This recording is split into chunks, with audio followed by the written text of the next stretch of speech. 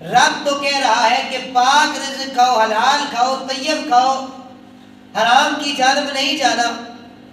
یہاں آج کی گفتگو میں ہم رزق حلال کمانے کی فضیلت اور برکت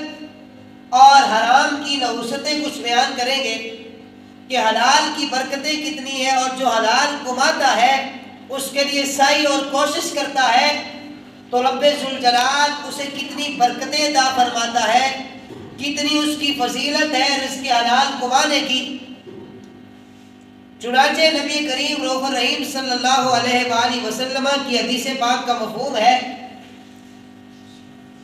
ایک دن صبح سویرے حضور صلی اللہ علیہ وآلہ وسلم اپنے صحابہ کے ہمراہ تشریف فرما ہے۔ صحابہ نے ایک شخص کو دیکھا جو طاقتور تھا، خوبصورت جوان تھا، وہ رزق کے لیے، اپنے کاروبار کے لیے، معاش کے لیے بھاگ دوڑ کر رہا ہے، بھاگ رہا ہے۔ تو انہوں نے کہا کہ کاش یہ اللہ تبارک و تعالیٰ کی جانب، اللہ کی راہ میں اس طرح بھاگتا۔ تو رسول کائنات صلی اللہ علیہ وآلہ وسلم نے ارشاد فرمایا ایسے نہ کہو، اگر اس کی نیت یہ ہے، یہ روزگار کی طرف جا رہا ہے، بھاگ رہا ہے، تگ و دو کر رہا ہے، کوشش کر رہا ہے، سعی کر رہا ہے، اگر اس کی نیت یہ ہے کہ میں لوگوں کے آگے ہاتھ پھیلانے سے بچ جاؤں تو فرمایا یہ اللہ کی راہ میں ہے۔ اور اگر اس کی یہ نیت ہے کہ میں اپنے بوڑھے والدین کی خدمت کروں حلال رزق کما کر، اور اپنی کمزور اولاد کی بھی خدمت کروں کہ وہ کسی کے سامنے ہاتھ نہ پھیلائے، تو فرمایا پھر بھی یہ اللہ کے راستے پر ہے، یہ سیدھے راستے پر جا رہا ہے۔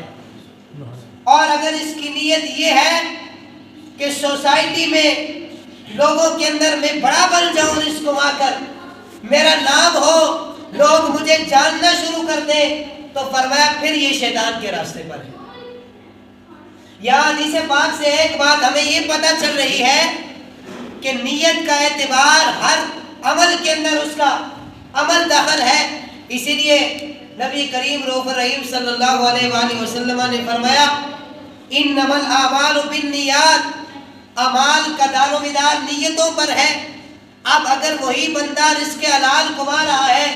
اس کی نیت صاف ہے، تو نبی رحمت صلی اللہ علیہ وآلہ وسلم فرما رہے وہ رب کے راستے پر ہے۔ اگر وہیں پر اس کی نیت کھوٹی ہو جاتی ہے، نیت کے اندر کوئی کمی اور کجی آ جاتی ہے، تو وہی عمل اس کے لیے سیدھا راستہ نہیں، بلکہ فرمایا پھر یہ شیطان کے